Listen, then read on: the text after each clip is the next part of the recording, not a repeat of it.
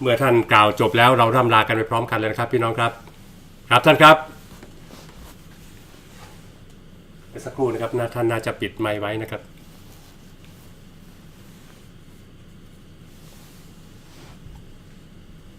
ครับเสียงยังไม่มานะครับเดี๋ยวสักครู่นะครับได้ยินไหมครับเสียงท่านมาแล้วครับครับเชิญเลยครับผมคงจะไม่สรุปอะไรมากนะครับ แต่ว่าฟังทุกท่านมาตลอดแล้ว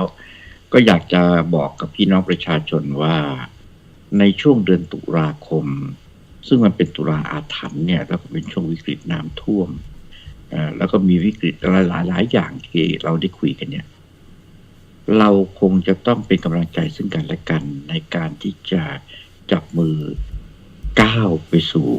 ความสำเร็จนั่นคือการทวงคืนอำนาจสูงสุดเป็นของประชาชนให้ได้แล้วผมคิดว่าเวลานั้นก็ใกล้เข้ามาเต็มทีแล้วนะครับผมฟังจากวิทยากรทุกท่านแล้วก็คงจะไม่ต้องสรุปอะไรมากนะครับก็ขอยุติการพูดคุยกันไว้เพียงเท่านี้ครับต้องกราบขอบคุณทุกท่านที่อุตส่าห์ตั้งใจฟังมา2 ชั่วโมงกว่าครับขอบคุณมากครับทุกท่านครับสวัสดีครับค่ะพี่แดงขออนุญาตดีนะท่านจะรบกวนคุณต่อยดร.เพียงดินและจันหวานค่ะสวัสดีค่ะครับสวัสดีครับพลีชีพนี้เพื่ออุดมการณ์ประชาธิปไตยยันมีนวมทองไพรวันประกาศฟังอีกครั้งอย่าสบประมาทประชาชนเชือกบ่วงนั้นที่แขวนคอจะตายก็เพียงกายจิตและวิญญาณยังอยู่ลุกคนขึ้นสู้ต่อต้านอำนาจเด็ดขาดแด่วิญญาณเสรีนวมทองไพรวันขอย้ายยันอมาตยามีรชนหานกล้าลุกมวลประชาท้าทายเอาหน้าใดอยู่สูงเสียดฟ้า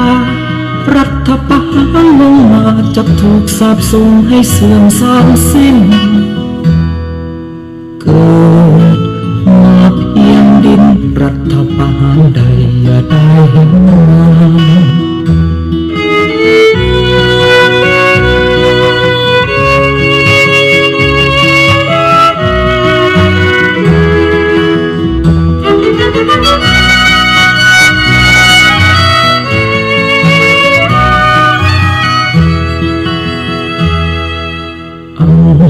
หน้าใดอยู่สูงเสียดฟ้ารัฐประหารลงมาจะถูกสาปส่งให้เสื่อมสามสิ้นเกิดมาเพียงดินรัฐประหารใดอย่าได้เห็นมาแด่วิญญาณเสรีนวมทองไพรวันขอย้ายยันอมาตยาชนหานกล้า